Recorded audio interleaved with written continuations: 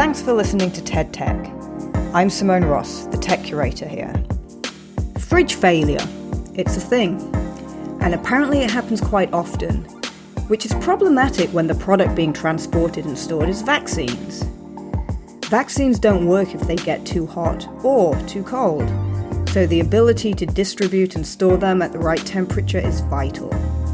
As she outlines in her 2021 talk, Nithya Ramanathan has a solution. Smart sensor technology that continuously monitors temperature, keeps a fridge connected, and sends a text when something goes wrong.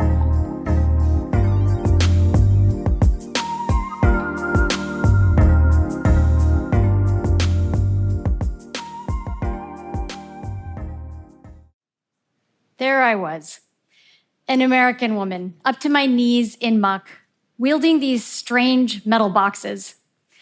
I was in rural Bangladesh, deploying sensors that we'd built in order to understand why the groundwater was making people sick. And I attracted some attention. But my tech simply measured the problem. The local communities that I'd really come to connect with were expecting a solution. So I raised funds, hired engineers from the city in order to dig a deep well and bypass the arsenic and provide access to clean water. And we celebrated. But as I boarded the plane, I thought, what if it breaks? I'm an engineer. I know that's not if, but when. When the well breaks, who will fix it? How will they pay for it? And will they even know there's a problem in the first place? And I soon learned that this is all too often how life-saving equipment is deployed globally in countries with limited electricity and infrastructure. I kept thinking, I don't want to just build sensors that measure a problem once it's very bad. What if instead we brought together the tech built to measure together with the equipment built to solve? What could we unlock? Take vaccines.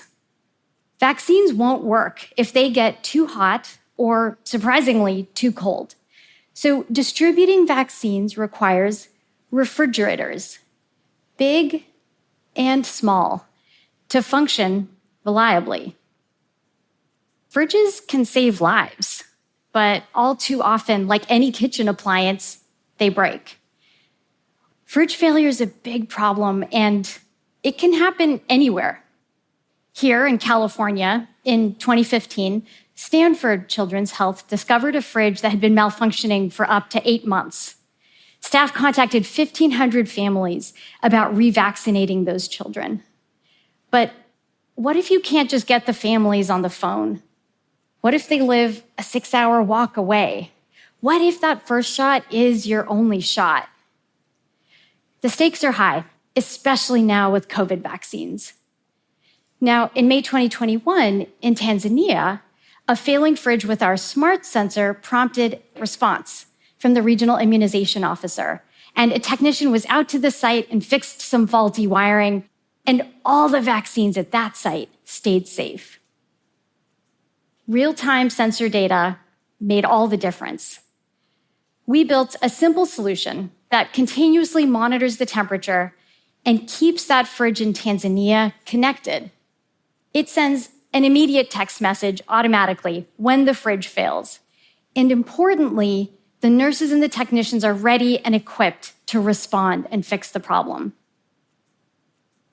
My team and our partners have scaled this technology to over 15,000 sites across Asia and Africa, protecting the vaccine supply for 1 in 10 babies born on Earth each year.